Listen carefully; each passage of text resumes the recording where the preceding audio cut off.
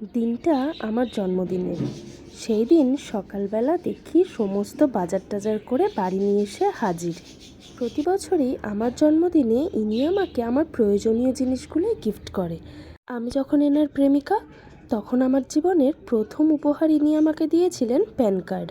আগাগোড়াই আমি আমার birthday celebrate করতে ভালোবাসি না, বা বাইরে কোনো রেস্টুরেন্টে খাওয়া দাওয়া এইসবও আমার পছন্দ নয়। প্রতি বছরের মতো এবছরও ইনি আমাকে সন্ধেবেলা নিয়ে বেরিয়ে পড়েছিলেন একটু ঘুরুঘুরু করতে। তাই একটু এদিক ওদিক ঘোরাঘুরি করার পরে টুকটাক খাওয়া দাওয়া করে আবার বাড়ি ফেরার উদ্দেশ্যে চলে আসলাম।